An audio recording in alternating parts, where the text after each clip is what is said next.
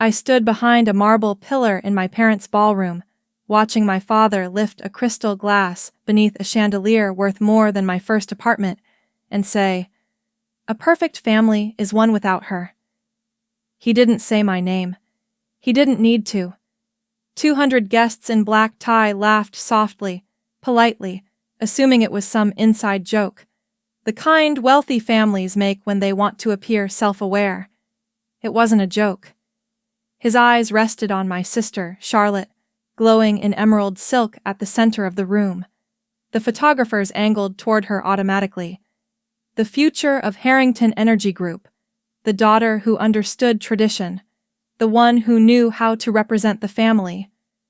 I was seated at table 17, near the balcony doors that overlooked Long Island Sound, half hidden behind a column of carved Italian marble, close enough to hear every word, far enough to disappear from the photographs. If you had walked into that ballroom that night in Greenwich, Connecticut, you would have thought I was the afterthought, the rebellious one, the environmental phase the family tolerated but never acknowledged. What no one in that room knew was this. Within minutes, someone would ask me a single question, and when they Googled my name, the entire room would fall completely silent. The Harrington Christmas party was less a holiday gathering and more a corporate summit wrapped in tinsel. CEOs from major energy firms, Connecticut politicians, private equity partners who'd known my father for 3 decades, oil executives whose families had vacationed with ours since I was a child. Our 9-bedroom estate overlooked the water like a statement of permanence, generational wealth framed in stone and glass. Harrington Energy Group had been built on fossil fuels. 3 generations of disciplined expansion, offshore drilling, strategic acquisitions. My father, William Harrington, had turned it into a billion-dollar empire by believing one thing without hesitation. Energy was stability, and stability was power. My mother floated through the ballroom like a curator of legacy. She introduced donors, mentioned foundations, adjusted the placement of Charlotte's name card when necessary. Charlotte, 3 years younger than me, perfect posture, effortless smile, director of brand strategy at 28 with a $300,000 salary and a title that sounded earned enough to satisfy headlines. In our family, there was an unspoken rule: sons inherit, daughters protect the image. We didn't have a son, so Charlotte became both. I became the footnote. I watched as the photographer called, "Harrington family, please." My father stepped forward. My mother joined him. Charlotte took the center. Applause fluttered through the room like confetti. The photographer glanced around. "Anyone else? Immediate family?" My mother didn't even turn her head. "That's everyone." The shutter clicked. I didn't cry. I didn't move. I counted the exits. A waiter brushed past me carrying champagne flutes. 2 executives at the next table were debating federal carbon regulations, laughing about overblown climate panic. One of them said, "Wind and solar can't replace baseload power in our lifetime." I almost smiled. 6 years ago, at Thanksgiving, my father had said something similar. "Gusts of wind and sunlight don't build empires, Catherine." He'd said it in front of our extended family, carving turkey as if he were slicing through my credibility. That was the last time I tried explaining what I did. After MIT, after Stanford, after 90-hour weeks at a clean tech investment fund in New York, after I walked away at 29 with $3 million in savings and bonuses and started something they called a phase, Aurora Climate Capital. I stopped telling them about my work when I realized they didn't ask to understand. They asked to dismiss. My childhood bedroom had been converted into a holiday gift wrapping suite 2 years ago. I found out from a photo my mother posted online, captioned, "Repurposing space for what truly matters." I stood from table 17 and moved toward the terrace for air. The cold hit my lungs clean and sharp. The water beyond the balcony was black and steady, nothing like the noise behind me. "That carbon credit model you mentioned inside," a voice said, calm and curious. "Where did you build that framework?" I turned. Daniel Whitmore, Charlotte's fiancé, 32, partner at a New York investment firm focused on emerging technologies. I'd spoken to him twice before, both times politely, both times briefly. "I've worked in the space for a while," I said evenly. He studied my face more carefully than anyone had all night. "Wait," he said slowly. "I've seen that structure before." I didn't answer. His eyes sharpened. "Are you the founder of Aurora Climate Capital?" For a second, I considered deflecting. Then I saw something in his expression that wasn't mockery. It was recognition. "Yes," I said. The word landed softly between us. He pulled out his phone almost instinctively. His thumb moved quickly, the glow of the screen reflected in his eyes. Aurora Climate Capital, founder and managing partner, $610 million in assets under management, 24 clean energy investments across North America, 26% internal rate of return. He exhaled under his breath. "Holy!" He stopped himself, glancing back toward the ballroom. A venture capitalist standing nearby noticed the shift in his posture. "What is it?" Daniel turned the screen toward him. Another phone appeared, then another. Within seconds, I could feel the air changing inside the ballroom. Conversations faltered mid-sentence. Laughter thinned. A CEO I recognized from an industry conference muttered, "Is that William Harrington's daughter?" Someone whispered, "She's funding battery storage companies." Another voice, sharper, "Those compete directly with offshore margins." I stepped back inside just in time to see one of my father's closest business allies walking toward him, phone in hand.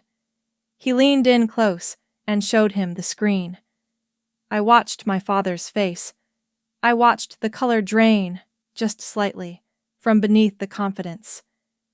For the first time in my life, I wasn't the one being erased. The room wasn't laughing anymore. The laughter in the ballroom didn't stop all at once. It thinned, then fractured, like glass under pressure. Clusters of guests began forming in unnatural patterns. Heads tilted toward glowing screens. Names were whispered. Mine. I stood near the terrace doors while Daniel remained beside me, his expression no longer curious, but alert. Across the room, my father was still holding the phone his longtime ally had handed him. He wasn't smiling anymore. A board member from Houston leaned in close to him. I couldn't hear everything, but I caught enough. "William, your daughter is backing grid-scale storage. That's not symbolic. That's structural." My father's jaw tightened. My mother stepped in, elegant and composed, but I saw her eyes flick toward the screen. "What exactly are we looking at?" she asked quietly. "It's her," the CEO replied. "Founder, Aurora Climate Capital, $610 million under management." My mother shook her head almost reflexively. "Catherine doesn't run a fund. She consults. ESG advisory." Another guest scrolled further. "This is not consulting." The word founder seemed to travel faster than anything else in that room. Charlotte noticed the shift and moved closer, confusion softening her features. "What's happening?" she asked, glancing between our parents. Daniel's voice cut through the murmurs beside me. "It's legitimate. Aurora is one of the more disciplined climate funds in New York." A man I recognized as an energy infrastructure investor glanced at me directly for the first time that night. "You're allocating against fossil exposure?" "I'm allocating toward long-term efficiency," I said calmly. He didn't smile. Near the back of the ballroom, a Connecticut State Energy Commissioner was already in conversation with two executives. I heard my father's name spoken in the same sentence as mine. Then someone said, "He's negotiating that offshore expansion next quarter, isn't he?" The air shifted again. Harrington Energy had been preparing to close a major offshore drilling expansion, one that required confidence from partners who believed in stable fossil demand. Aurora's portfolio included battery storage, carbon capture infrastructure, and grid modernization. To some of them, that wasn't diversification, it was opposition. My father handed the phone back without a word. He scanned the room, and his eyes finally found me. Not with confusion, with calculation. "Catherine!" he called, his voice smooth but tight. "A word." Conversations stalled completely now. My mother approached me first, her hand settling lightly but firmly on my wrist. "Let's step into the study," she said, smiling at nearby guests as if nothing were wrong. Charlotte hesitated before following. Daniel did not hesitate. The walnut-paneled study felt smaller than I remembered. Oil paintings of previous Harrington chairmen stared down at us like witnesses. The door closed. The music outside dulled instantly. My father remained standing behind his desk. "How long have you been doing this?" "6 years," I replied. "6 years," my mother repeated, as if I'd confessed to something criminal. "You hid this deliberately," she added. "I didn't hide anything," I said. "You never asked." My father's eyes narrowed. "Don't twist this. You knew exactly what you were building." "Yes," I said. "I did." He exhaled sharply. "You are funding companies that directly undermine our sector." "I'm funding companies positioned for transition." He laughed once, short and humorless. "Transition narratives are cyclical. Fossil demand is not." Daniel stepped forward slightly. "With respect, sir, capital markets are rotating faster than public perception." My father shot him a look. "This is a family matter." "It stopped being private when 200 people Googled her name," Daniel replied evenly. Silence thickened the room. My mother folded her arms. "You embarrassed us in front of partners who've trusted this family for decades." "I didn't raise a glass and declare someone didn't belong," I said quietly. Her expression hardened. My father moved around the desk now, closer. "How much exposure do you have in carbon displacement technologies?" "Enough to justify the returns," I answered. "How much damage have you done to this family?" he demanded. The question hung there, heavy and theatrical. "Damage?" I repeated. "Aurora manages $610 million, 24 investments, 26% IRR, institutional pension backing." Charlotte blinked. 26%? I glanced at her. "Yes." She looked down at her hands. "Is that high?" Daniel answered before I could. "It's disciplined." My father ignored him. "Are you betting against Harrington Energy?" "I'm investing in the future of energy capital allocation," I said.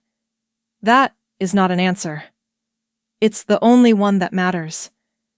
My mother stepped in, voice lower now. "You could have coordinated this, clarified your positioning."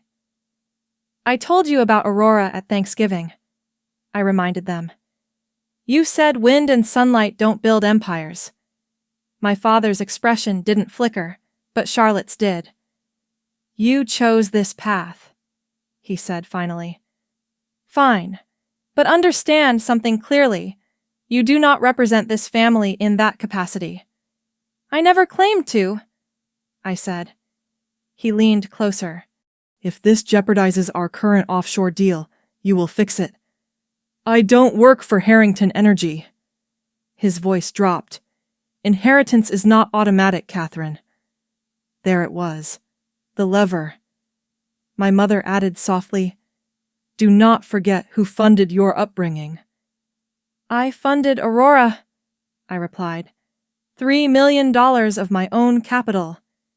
Daniel spoke again, measured and careful. "Sir, the market is evolving whether anyone here likes it or not." My father straightened. "We will discuss this later." He reached for the door. As it opened, the music and polite conversation flowed back in, thinner now, strained. Guests pretended not to stare as we stepped out, but they did. For the first time in my life, I saw something new in their eyes when they looked at my father. Not certainty, uncertainty. And that frightened him more than my success ever could. The study didn't feel like a family room anymore. It felt like a negotiation chamber. My father closed the door again after the first wave of guests drifted back to their conversations, leaving just the 5 of us inside. The music outside was softer now, almost cautious. "This isn't about embarrassment," he said, moving behind his desk as if reclaiming ground. "This is about shareholder confidence." He picked up his phone again, scrolling. "We are days away from finalizing an offshore expansion valued in the hundreds of millions. That deal depends on long-term positioning, stability, predictability." "And?" I asked. "And your fund is backing companies that directly accelerate fossil displacement." My mother remained standing near the fireplace, arms crossed lightly. "Do you understand how this looks?" "It looks like capital diversification," I replied. "It looks like sabotage," my father snapped. The word echoed too loudly in the wood-paneled room. "You invested in grid-scale storage," he continued. "Carbon capture, electrification infrastructure. These are not neutral assets." "They're profitable assets," I said evenly. Daniel shifted slightly near the door. "Aurora's underwriting is conservative. The returns are data-driven." My father ignored him. "Do you have any idea how many of our partners just watched that ballroom realize my daughter is allocating against their core portfolios?" "I'm allocating for transition," I said. "The market is moving." He laughed again, sharp. "Transition narratives have existed for decades. Fossil demand remains structurally resilient. Until it isn't." Silence. He studied me differently now, not as a disappointment, but as a variable. "How much capital have you raised in total?" he asked. $610 million. "And your initial?" $3 million. My own." My mother's lips pressed thin. "From what we provided you." "No," I said calmly. "From bonuses and equity I earned." My father stepped around the desk and came closer. "List your institutional investors." I did. Pension funds, university endowments, family offices, a sovereign-backed allocation through a secondary structure. His eyes narrowed slightly when I mentioned one particular name. "That fund has exposure in our minority shareholder base," he said quietly. "Yes," I answered. Daniel added, "They're increasing climate allocations across the board." My father's gaze flicked to him. "You're enjoying this?" Daniel didn't flinch. "No, sir. I'm recognizing it." Charlotte had been silent until now. "Dad, what's our transition exposure internally?" My father turned sharply toward her. "This is not the moment." "It might be," she said, softer but firm. He ignored the question and looked back at me. "Are you positioning yourself against Harrington Energy?" "I'm positioning Aurora for long-term capital efficiency." "That is not what I asked." "It's the only question that matters." He stepped closer still. "Answer directly. Are you betting against us?" "I'm investing in the future of energy infrastructure," I repeated. "If that threatens you, ask why." The room held its breath. My mother intervened. "You could have coordinated this. You could have clarified publicly that Aurora does not compete with us." "I don't issue disclaimers for your comfort," I said. She stared at me as if she didn't recognize the tone. My father picked up a folder from his desk and flipped it open. "Battery storage acquisition," he read. $210 million valuation. That overlaps with one of our pilot projects." "You did your homework quickly," I said. He didn't smile. "You forced me to." Charlotte looked between us. "What's our projected exposure if storage adoption accelerates?" she asked. He didn't answer her. I did. It compresses certain margins, but it expands grid resilience. Different risk model. Charlotte's eyes widened slightly. I've never seen that comparison internally. My father's voice sharpened. Because that model assumes unrealistic policy shifts. Daniel spoke carefully. Policy shifts are accelerating. I did not invite you here for macroeconomic lectures, my father said coldly. You invited him when you invited Charlotte, I replied. The tension thickened again. I built Aurora without mentioning our name, I continued. Do you know why? He didn't respond. Because early investors told me it would be seen as conflict. They said you'd interpret it as war. And were they wrong? He asked. Yes, I said. I didn't build it to fight you. I built it because the math made sense. Charlotte looked at me directly now. 26% IRR, she said quietly. That's outperforming. Most legacy funds? Yes. And we've never discussed that in a board session, she murmured. My father cut in. Board sessions are not forums for ideological distractions. It's not ideological, she insisted. It's capital performance. He turned to her slowly. Do not let your sister's narrative cloud your judgment. My narrative? I asked. Environmental moral superiority disguised as finance, he said. I let the insult pass. You built an empire on oil, I said. I built a fund on transition. Both are finance. Only one is future-weighted. He exhaled sharply. You will issue a statement clarifying that Aurora does not intend to target Harrington Energy's market share. No. The refusal was calm, immediate. You will, he repeated, if you intend to maintain any standing in this family. There it is, I said softly. He paused. You believe my success belongs to you by proximity, I continued, that I owe you strategic alignment.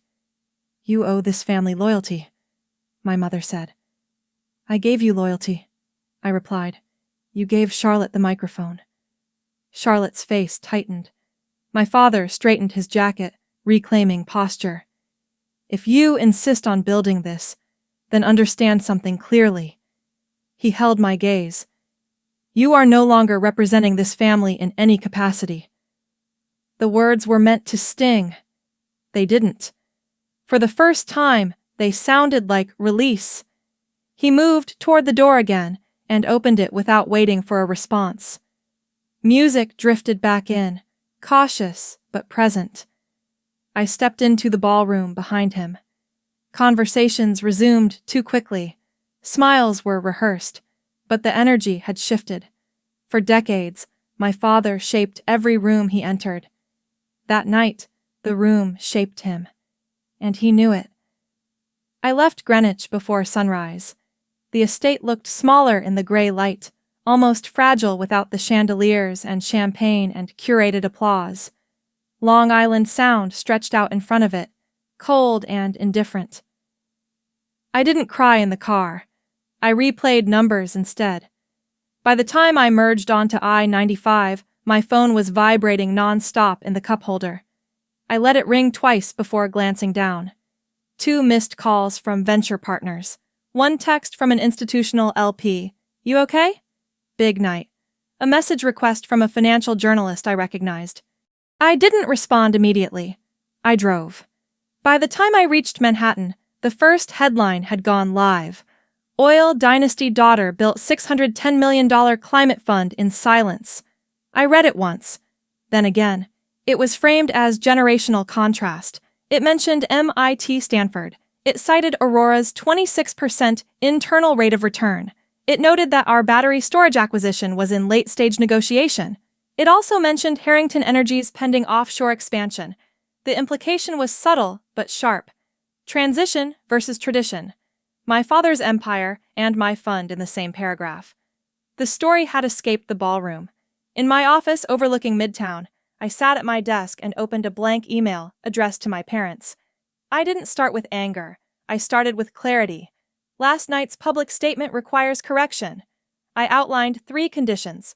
A written acknowledgement sent to all Christmas guests clarifying that I am, in fact, a founder and managing partner of Aurora Climate Capital. 6 months of structured family therapy with a neutral mediator. A commitment to stop dismissing or mischaracterizing my work publicly. The tone was measured, professional, not emotional. I didn't CC anyone, but I drafted a secondary version in a separate folder, one that could be forwarded to the same guest list if necessary. Not as blackmail. As leverage. I hit send. Within hours, the second article went live. This one from a trade publication. It focused less on family tension and more on Aurora's performance metrics. Under the subheading, it referenced our upcoming $210 million acquisition in grid-scale storage, the same segment where Harrington Energy had quietly launched a pilot. My phone buzzed again. Charlotte, can we talk? I waited 3 minutes before responding. Call me. Her voice was softer than usual when she answered. Why didn't you ever explain what you built? I did, I said. At Thanksgiving, at Easter, at that dinner in Newport. You talked about climate funds, not this. You didn't ask follow-up questions. There was a pause. I Googled IRR last night, she admitted quietly. I leaned back in my chair. It means internal rate of return, I said. Performance over time. I know what it stands for, she said. I just never compared ours. Compared what? Board compensation versus performance metrics, she replied. That landed heavier than anything my father had said. Dad was furious after you left, she continued. He thinks you blindsided him. I stopped trying to be seen years ago, I said. Another pause. Daniel says your underwriting is disciplined, she said carefully. It is. He said several pension funds are reallocating into climate. They are. Is that why the room felt like it shifted? Yes. She exhaled slowly. I didn't know. I know, I said. Later that afternoon, a response arrived from my parents' estate attorney. Not from them, from counsel. The language was precise. They rejected the apology request. They denied any wrongdoing. They stated that any continued public association of Aurora with Harrington Energy could necessitate restructuring of trust allocations, inheritance. There it was, clean, cold, formal. I read it twice. Then I forwarded it to no one. I called our lead counsel instead. Document everything, I said simply. In the conference room down the hall, my investment team was reviewing final due diligence documents for the battery acquisition. Any exposure from the press? My COO asked. Short-term noise, I replied. Long-term momentum. One co-investor had already emailed, asking whether there would be industry friction given my last name. Performance doesn't care about friction, I said. Still, I knew perception could influence access. I made a call to our largest pension fund backer. He answered on the first ring. You good? He asked. I'm fine. Press is spicy. Performance isn't. He chuckled. That's why we're here. We spoke for 20 minutes about grid resilience forecasts and regulatory tailwinds. Not once did he mention my father. That mattered. That night, Charlotte texted again. Board meeting was brutal. I stared at the message. What happened? They asked me to explain carbon exposure modeling, she replied. And? I froze. The words lingered on my screen. For the first time, she wasn't defending our parents. She was confronting herself. Later, Daniel sent a short message of his own. Your numbers are solid. Stay steady. I set the phone down and walked to the window. The city moved beneath me without caring whose daughter I was. For years, I had wanted acknowledgement, wanted to be introduced correctly, wanted to be seen. Now I wanted autonomy. My phone lit up again. Unknown number. Connecticut area code. I let it go to voicemail. The message was brief. "This is regarding Harrington Energy's upcoming board review," the voice said. "We'd like to discuss your fund's positioning." I didn't delete it. I didn't respond immediately either. For the first time, I realized something simple. They could restructure a trust. They could issue statements. They could pretend I didn't exist, but they could not unbuild what I had already built. And that was the part they were only beginning to understand. The Harrington Energy Board met 3 weeks after Christmas, and I wasn't in the room. I didn't need to be. By noon, I'd received 2 separate summaries from different industry contacts, neither of whom realized the other had called. "The agenda shifted," one of them said quietly. "It wasn't just offshore expansion. It was reputational risk." Reputational risk. My existence had become a line item. Another contact was more direct. "A board member asked whether the company misread the transition curve." I sat in my office in Manhattan, staring at the skyline while he spoke. "William didn't like that," he added. Of course he didn't. For decades, my father had shaped rooms with certainty. He didn't tolerate rooms shaping him. Later that afternoon, a financial newsletter published a piece comparing traditional energy portfolios against high-performing climate funds. Aurora was mentioned by name, our projected internal rate of return, our disciplined leverage structure, our upcoming $210 million acquisition in grid-scale battery storage. The article didn't accuse Harrington Energy of being outdated. It didn't need to. The contrast was implied. My phone buzzed. "Charlotte, can we meet? In the city." We chose a quiet restaurant in Midtown, neutral territory with no family portraits on the walls. She arrived without her usual composure. No emerald silk, no rehearsed smile. "I embarrassed myself," she said before even ordering. "At the board meeting?" She nodded. "They asked about carbon exposure modeling, long-term demand sensitivity. I didn't know how to answer." "You weren't given the data?" I asked. "I was given headlines," she said bitterly. "Brand positioning, talking points." The words hung between us. "I thought I was earning it," she continued. "The board seat, the salary. I thought I'd grown into it." "You were curated into it," I said gently. She swallowed. "Dad dismissed the transition models again," she added. "Called them temporary noise." "And what did you think?" She hesitated. "I think they're not noise." For the first time, she wasn't repeating him. Daniel joined us halfway through dinner, sliding into the booth with quiet awareness. "My firm's analysts are reallocating climate exposure faster than most legacy executives realize," he said. "It's not ideological. It's capital efficiency." Charlotte glanced at him. "You never said that this directly." "I didn't want to undermine your family position," he replied, "but markets don't wait for comfort." She looked down at her hands. "You realize," she said slowly, "that your next acquisition overlaps with one of Dad's pilot storage projects?" "Yes." "Board members mentioned it." "I expected they would." Daniel leaned back.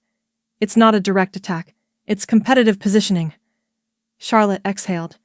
"It feels like war to him." "It isn't," I said. "It's math." 2 days later, Harrington Energy issued a press release announcing an expanded clean innovation initiative.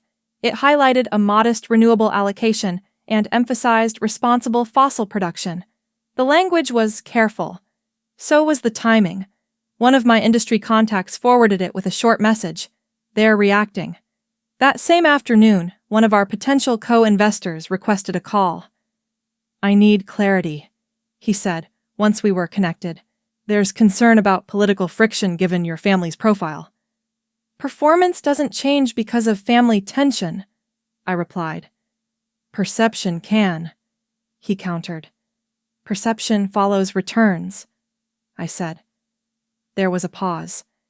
"We've heard that Harrington Energy executives have privately expressed concern about Aurora's direction." I didn't ask how he knew. Instead, I pulled up the deal model on my screen. Our battery acquisition has contracted revenue, strong regulatory tailwinds, and diversified customer exposure, I said. If you're worried about dinner table politics, that's separate from fundamentals. Silence. Then, finally, send me the revised sensitivity analysis. I did. That night, Charlotte texted again. Board asked if I understood grid volatility curves. Do you? I replied. Not until this week, she admitted. The honesty was new. A few days later, she called. I challenged Dad, she said without preamble. And? He said I'm letting your ideology cloud my loyalty. And what did you say? I said loyalty doesn't outperform data. I smiled, despite myself. How did that go? He ended the meeting. There was no laughter in her voice. Charlotte, I said carefully, this isn't about choosing sides. It is to him, she replied. Another pause. I think I stayed because approval felt like stability, she added quietly. And now? Now it feels like containment. I didn't respond immediately. Aurora's internal projections showed that once the battery deal closed, our assets under management would begin moving toward $800 million within the year.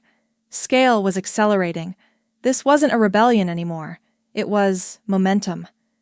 That evening, I stood alone in the conference room after my team had left, staring at the finalized acquisition documents. 6 years ago, I'd built Aurora with $3 million and no public backing. Now our name was circulating in the same conversations as legacy energy giants. Not because I'd attacked anyone, because I'd built something disciplined. My phone lit up with a news alert. Harrington Energy announces strategic review of long-term growth strategy. I read it once, then again. Strategic review meant pressure. Pressure meant questions. Questions meant uncertainty. And uncertainty was something my father had never tolerated well. For the first time, the narrative wasn't about a rebellious daughter embarrassing her family. It was about whether the family empire had miscalculated the future. I closed my laptop and looked out over Manhattan. I didn't feel victorious. I felt steady. I hadn't tried to break their system. I had simply built one that worked, and now their system was being measured against it.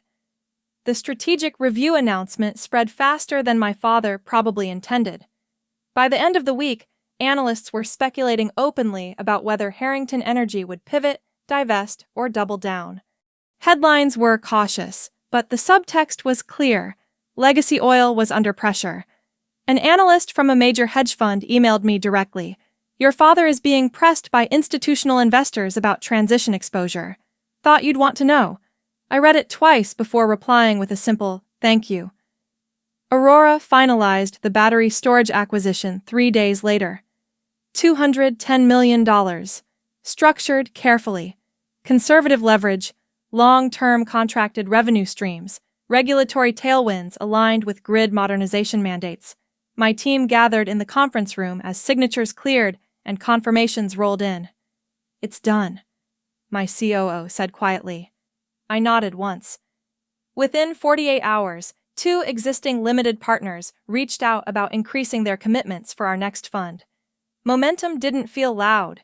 It felt inevitable. Our updated projections showed assets under management approaching $820 million within the year. For the first time, the scale felt bigger than proving anything to my parents. Charlotte began calling once a week. The tone of those calls had changed. Less defensive, more searching. What happens if carbon pricing tightens faster than forecast? She asked one evening. Oil margins compress in certain segments, I replied. Capital shifts accelerate. And if it doesn't? Then diversified portfolios still outperform volatility. She was quiet for a moment. Dad dismissed transition modeling again, she said. Called it speculative noise. And what did you say? I asked to see the sensitivity analysis. I could hear the shift in her voice. And? I pressed gently. He said I was letting your narrative cloud my judgment. I leaned back in my chair. That must have felt familiar, I said. There was a pause. Yes, she admitted. For the first time, she was experiencing what I had for years: intellectual dismissal packaged as authority. Daniel's firm formally expressed interest in co-investing in Aurora's next fund. The email was professional, carefully worded, but the implication was clear. Aligning with us would publicly tie Charlotte's future husband to my strategy. Charlotte called me that night. "This makes dinner dangerous," she said, half laughing, but not really. "It makes markets transparent," I replied. "Dad thinks Daniel is influencing me." "Is he?" "No," she said firmly. "He's asking questions. That's different." Harrington Energy launched an expanded Clean Innovation Initiative the following week. The press release framed it as visionary leadership. It highlighted pilot renewable projects and selective carbon mitigation efforts. The scale was modest compared to Aurora's portfolio. Industry media noticed. One article ran the headline, "Legacy Energy Firms Accelerate Green Messaging Amid Investor Scrutiny." My name appeared in the third paragraph as an example of independent climate capital rising within traditional oil dynasties. An internal contact forwarded me a screenshot from a strategy session at Harrington Energy. My name had been referenced as misguided idealism. I didn't react publicly. I reacted by sending updated performance reports to our limited partners. Charlotte confronted our father after another board meeting. "He said loyalty matters more than trend alignment," she told me later. "And what did you say?" I asked. "I said loyalty without data is risk." Silence followed. "He implied Daniel's influence was compromising my judgment," she continued. "Do you believe that?" I asked. "No," she said. "I believe I'm thinking for myself for the first time." That sentence lingered with me long after the call ended. Aurora's quarterly performance update showed steady growth. Our portfolio companies were expanding. Revenue projections held. Risk models remained intact. I reviewed the numbers alone in my office late one evening. 6 years ago, I had built this fund quietly, almost defensively. Every deal felt like proof. Now the proof existed without explanation. Charlotte called again 2 nights later. "I'm considering stepping back from the board," she said. I didn't respond immediately. "That's not a small decision," I said carefully. "I know," she replied, "but I don't want to be decorative." The word hit hard. "He's restructuring the family trust," she added quietly. My stomach tightened slightly. "What do you mean?" "Consolidating voting control, tightening beneficiary conditions. Inheritance as leverage. Not new, just more visible now." "Is that a threat?" I asked. "It's a message," she said. I stood by the window, watching Manhattan lights flicker against the dark.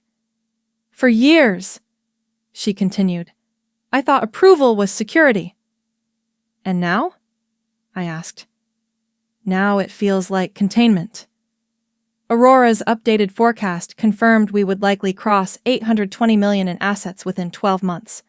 Scale didn't require permission. Scale didn't require inheritance. An email notification interrupted my thoughts.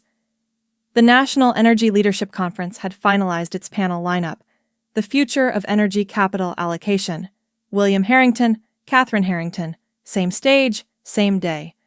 Charlotte texted almost immediately. "I saw the announcement." "So did I replied.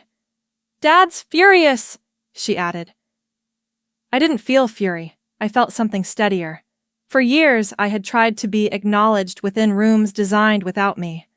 Now I was being invited into rooms where my name stood on its own. This wasn't revenge. Revenge would have required humiliation. This was replacement. Replacement of narrative. Replacement of doubt. Replacement of dependency. I closed my laptop and turned off the lights in my office. The city outside didn't care whose daughter I was, and for the first time, neither did I. The conference lineup went live on a Monday morning. The Future of Energy Capital Allocation. William Harrington, Chairman, Harrington Energy Group. Catherine Harrington, founder and managing partner, Aurora Climate Capital. Side by side. Within hours, industry media framed it as a generational debate. Some called it a clash. Others called it evolution. I called it overdue. 2 days later, an envelope arrived at my office from the Harrington family attorney. Thick paper. Formal seal. I opened it without hesitation. Trust restructuring documentation. Updated beneficiary allocations. Voting control consolidation.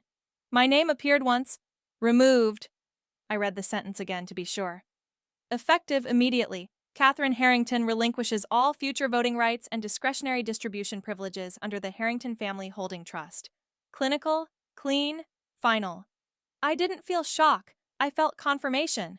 They believed this was leverage. They believed inheritance was gravity. I set the document down and poured myself water instead of whiskey. That evening, Charlotte called. "He finalized it?" she asked. "Yes." Silence. "I submitted my resignation today," she said quietly. "From the board," she meant. "I thought about waiting," she continued. "Thought about negotiating, but I don't want to sit in a room where data is treated like disloyalty." "And what did he say?" I asked. "He asked whether Daniel influenced me." "And did he?" "No," she said firmly. "He asked questions, that's all." I could hear something new in her voice. Resolve. "He also postponed any discussion about wedding support," she added. There it was again. Money as obedience. "I'm not stepping in to replace that," I said carefully. "I don't want you to," she replied. "I want to build something that isn't subsidized." We sat in silence for a moment, connected by something that had never existed between us before. Not competition. Clarity. The conference took place in Washington, D.C. In a ballroom that felt less ornate than ours, but far more consequential. Institutional investors, energy analysts, policy advisors, journalists. I stood backstage in the green room reviewing notes I barely needed. An analyst approached me quietly. "Your fund's performance is outperforming several legacy portfolios," he said. "That's being noticed." I nodded once. On the other side of the curtain, I could hear my father's voice greeting someone with practiced confidence. The moderator introduced the panel with diplomatic language about diverse perspectives. My father spoke first. He emphasized stability, long-term demand, disciplined expansion, responsible stewardship of legacy infrastructure. The audience listened politely. Then it was my turn. I spoke about capital rotation, risk-adjusted returns, storage integration, grid modernization, pension fund mandates, efficiency curves. I didn't mention my father. I didn't mention Christmas. I mentioned numbers. The moderator leaned forward. "Does legacy fossil capital face structural decline?" My father answered cautiously. "Energy demand is complex and cyclical." I answered directly. "Capital flows respond to forward risk models, not nostalgia."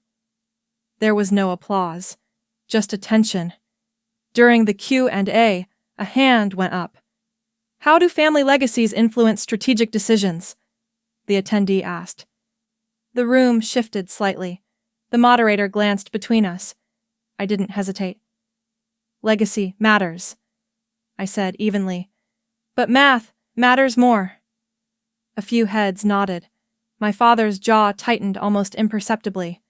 After the panel, he asked to speak privately. We stood in a quiet hallway away from cameras. "You chose your path," he said. "Yes," I replied. "You forced this confrontation." "No," I said calmly. "You created it the night you decided perfection meant erasing me."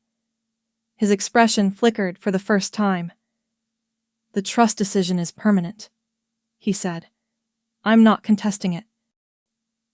That unsettled him more than anger would have. "You are walking away from generational security," he added. "I built my own." Silence stretched between us. "For what it's worth," he said finally, Your data was thorough. It wasn't an apology. It was the closest he would come. That's what investors require, I replied. He nodded once and walked away. That evening, I received confirmation from my CFO. Aurora's assets under management had officially crossed $820 million. The timing wasn't planned. It didn't need to be. Charlotte texted me a photo from her hotel room, a resignation letter copy. Signed. I'm done being decorative, she wrote. I stared at the message for a long moment. I'm proud of you, I replied. For years, I believed inheritance symbolized belonging. Now I understood it symbolized control. Control could be revoked. Competence could not. As I looked out over the city lights of Washington, I realized something simple. They removed me from their future. I built one that didn't require permission, and for the first time in my life, that felt like enough. 1 year after that Christmas party, I stood in my Manhattan office watching the sun rise over a skyline that never asked whose daughter I was. Aurora Climate Capital's annual report lay open on my desk. $820 million in assets under management. 2 portfolio exits completed. Grid-scale storage expansion ahead of schedule. Carbon capture pilot now operating across 3 states. Institutional commitments oversubscribed for the next fund cycle. There were no chandeliers in this room. No marble pillars. No curated applause. Just numbers. And work. Harrington Energy was still operating. Still profitable. Still respected in certain circles. But the language around it had shifted. Analysts spoke of adaptation and strategic repositioning instead of dominance. Their clean initiative had expanded modestly. So had their caution. My parents never sent an apology. They never corrected the Christmas toast. They never publicly acknowledged what I had built. For months, that fact lingered like a bruise. Then, one day, it didn't.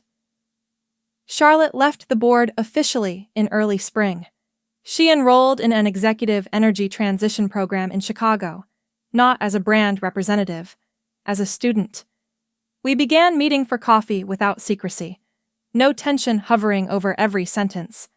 One afternoon, she stirred her cup slowly and said, "You weren't the wrong daughter." I looked at her. "You were just early," she finished. It wasn't dramatic. It wasn't tearful. It was honest. She and Daniel married in a smaller ceremony that summer. Fewer politicians, more engineers, a different kind of crowd. Daniel's firm became a co-investor in Aurora's second fund. Charlotte began developing her own venture focused on energy transparency and communications, not as a decorative title, but as a measurable initiative. We weren't suddenly best friends, but we were no longer competitors in a system neither of us had designed. One afternoon in late fall, my phone rang with a Connecticut area code. I almost ignored it. I didn't. "This is Catherine." A pause. "It's your father." His voice was steady, neutral. "I have a question regarding carbon capture modeling," he said, "specifically long-term tax credit sensitivity." I waited. He didn't apologize. He didn't revisit the trust. He didn't mention Christmas. He asked a technical question. I answered it. We spoke for 9 minutes. At the end, he said, "Thank you." That was it. No reconciliation, no dramatic confession, just repositioning. I didn't hang up feeling healed. I hung up feeling independent. That Christmas night behind the marble pillar used to replay in my head like a wound. My father raising a glass. "A perfect family is one without her." The room laughing. The photographer asking if anyone else was immediate family. My mother saying, "That's everyone." For a long time, I thought the worst part of that night was humiliation. It wasn't. The worst part was believing I needed their acknowledgement to validate what I had built. Revenge would have required them to lose. Freedom required me to stop waiting. Aurora hosted its own annual gathering that winter. No oil portraits on the walls, no generational trophies.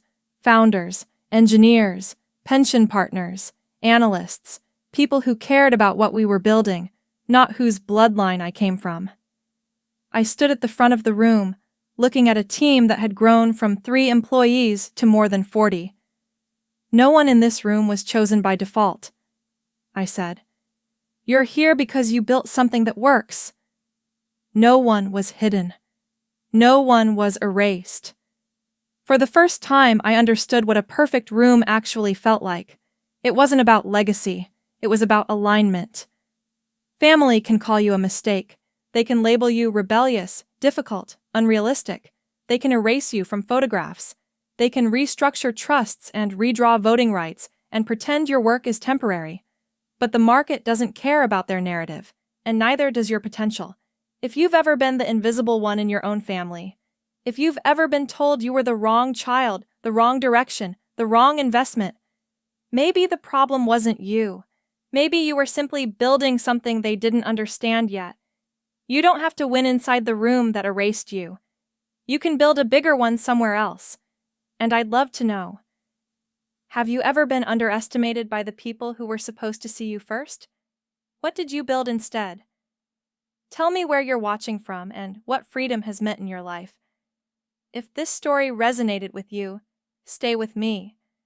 There are more stories about family, betrayal, power, and what happens when the so-called wrong child decides to stop asking for permission. Sometimes the quietest success makes the loudest statement, and sometimes the best revenge isn't revenge at all. It's freedom.